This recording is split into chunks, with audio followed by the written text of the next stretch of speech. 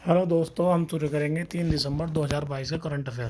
पहली न्यूज़ है नागालैंड राज्य दिवस। नागालैंड राज्य दिवस 1 दिसंबर 2022 को 60वां स्थापना दिवस मनाएगा। ये हॉर्नबिल उत्सव की शुरुआत भी 1 दिसंबर से ही शुरू होती है और 10 दिसंबर तक चलती है। नागालैंड के बारे में देखते हैं।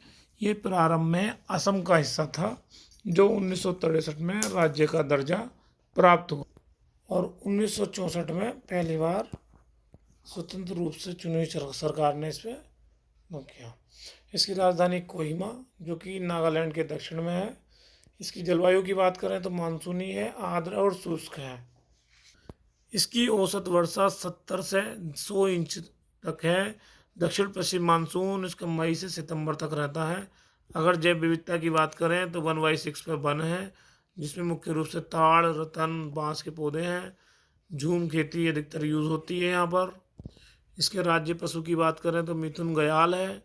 राज्य पक्षी की बात करें तो बिलिट ट्रैगोपन है। जनजाति की बात करें तो सबसे ज़्यादा जनजाति कौन सी है? कोन्याक है, जो सबसे बड़ी जनजाति है यहाँ की।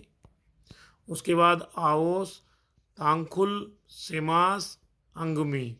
इसका अधिकतर रोजगार कृषि पर निर्भर करता है। ये इतना भी अनाज नहीं उगा पाते, पड़ोसी राज्यों से आयात करते हैं। अगर नेशनल पार्क की बात करें तो यहाँ पर इंतान की नेशनल पार्क है। वाइल्ड लाइफ सेंचुरी की बात करें तो सिंगफन, पुली बिडजे और फकीम वाइल्ड लाइफ सेंचुरी है। अगर नागालैंड की बात करें तो नागालैंड देखिए, ये है। नागालैंड किस किस से टच कर रहा है? असम से टच कर रहा है वेस्ट में, मणिपुर से दक्षिण में और अरुणाचल प्रदेश से। अगर राष्ट्रीय सीमा की बात करें, अंतर्राष्ट्रीय सीमा की, तो म्यांमार से टच करता है। इसके संभावित क्वेश्चन की बात करते हैं तो प्रश्न नंबर 1 है कि भारत में किस क्षेत्र में ग्रेट इंडियन हॉर्नबिल का अपने प्राकृतिक आवास में पाए जाने की संभावना है? ये यूपीएससी में पूछा हुआ क्वेश्चन है। तो सबसे ज़्यादा कहाँ मिलता है? वेस्टर्न घाट पे, पश्चिमी घाट पर। और हॉर्नबिल की 9 प्रकार की प्रजातियां हैं। अगला क्वेश्चन देते हैं कि नागालैंड किन राज्यों से अपनी सीमा साझा करता है? किन राज्यों से सीमा करता है साझा? असम, मणिपुर और अरुणाचल प्रदेश। अगर यहाँ आ जाए अंतर्राष्ट्रीय की बात करें तो अंतर्राष्ट्रीय किससे करता है? म्यांमार से। नागालैंड के राष्ट्रीय पार्क का नाम बताइए।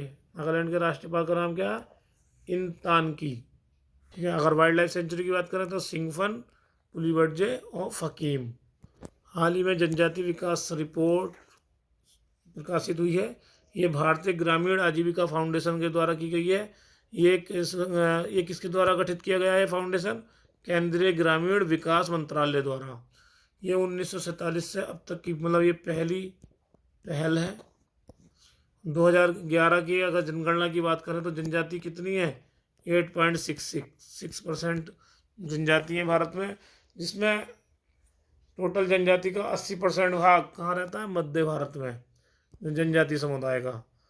ठीक है। और अगर 230 से 257 मतलब 230 57 257 जिलों में से 230 जिले ऐसे हैं जो वन क्षेत्र, पहाड़ी और रेगिस्तान के क्षेत्र में आते हैं जनजाति के। अगर सरकार की पहल की बात करें, क्या क्या पहल की है?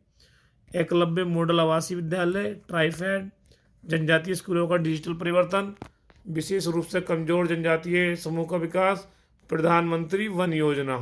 अप्रोक्सीमेटली क्वेश्चन देखते हैं इसमें कौन कौन से बनते हैं। एक नंबर देखो बनाया, मिलान कीजिए। वन संरक्षण अधिनियम, वन्य जीव संरक्षण अधिनियम, राष्ट्रीय पादप आनुवांशिक संसाधन ब्यूरो, पशु क्रूरता निवारण अधिनियम। तो बताइए कौन कौन सा हो सकता है? वन संरक्षण अधिनियम 1980 में, वन्य जीव संरक्षण अधिनियम 1972, राष्ट्रीय पादप आनुवांशिक संसाधन ब्यूरो 1977, पशु क्रूरता निवारण अधिनियम 1960 में। भारतीय संविधान की किस अनुसूची के तहत आदिवासी भूमि का खनन के लिए निजी पक्षकारों को अंतरंकृत और शून्य घोषित किया गया है? तो कौन सी अनुसूची है वो? 5वीं अनुसूची है। ठीक है। अगर प्रशासन की बात करी जाए, मतलब जनजातियों के प्रशासन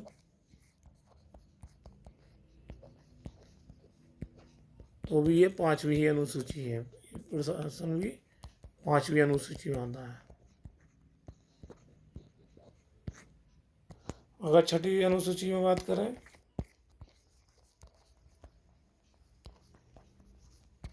तो कौन कौन से स्टेट आते हैं जनजातीय क्षेत्र से? असम, मिजोरम, मेघालय और त्रिपुरा, ये 4 स्टेट आते हैं।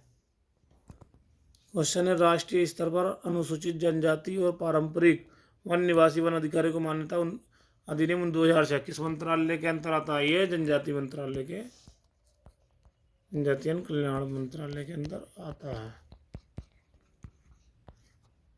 अंडमान निकोबार के एक द्वीप समूह का नाम धन सिंह के नाम पर रखा गया है। इनका नाम देख लेते हैं। इनका जन्म हुआ था 10 अप्रैल 1928 को शिमला में हुआ था।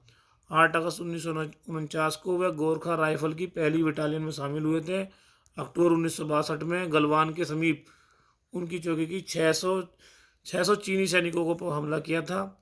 थापा ने हार नहीं मानी और हैंड ग्रेनेड और खुखरी से हमला करते रहे और कई चीनी सैनिकों को मौत के घाट उतार दिया। बहादुरी के लिए उन्हें परमवीर चक्र प्रदान किया गया। तो दक्षिण अंडमान के एक निर्जन द्वीप इन्हीं के नाम पर रखा गया है। IAN 646 का नाम क्या रखा गया? धन सिंह द्वीप। धन सिंह द्वीप। ऐसे ही परमवीर चक्र विजेताओं के नाम पर अंडमान के 21 निर्जन द्वीपों के नाम भी रखे गए हैं। कुछ एक INS है, INAN 370 का नाम रखा गया है major Somnath Sharma.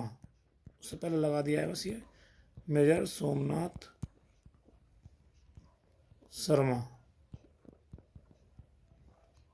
Next question देखते हैं। Advance light helicopter MK 3rd squadron, ये भारतीय तटरक्षक बल द्वारा चेन्नई में कमीशन किया गया है। गंभीर रूप से बीमार रोगी को स्थानांतरण की सुविधा प्रदान करेगा। अंतर्राष्ट्रीय दिव्यांग दिवस पर राष्ट्रपति जी ने 52 लोगों को राष्ट्रीय पुरस्कार से सम्मानित किया और 2011 की जनगणना के अनुसार 2% से ज़्यादा दिव्यांग हैं भारत में। और अंतर्राष्ट्रीय दिव्यांग दिवस की बात करें तो ये कब मनाया जाता है? 3 दिसंबर को। अर्थशास्त्र पुरस्कार मिला है भारतीय स्टार्टअप ख्याति को और सुंदर पिचाई को पद्म भूषण अवार्ड से सम्मानित किया गया है। पिछला रिकैप देखते हैं। विश्व एड्स दिवस कब मनाया जाता है? विश्व एड्स दिवस 1 दिसंबर। इसकी थीम की बात करें तो क्या है? समानता, इक्वलाइजेशन या समानता।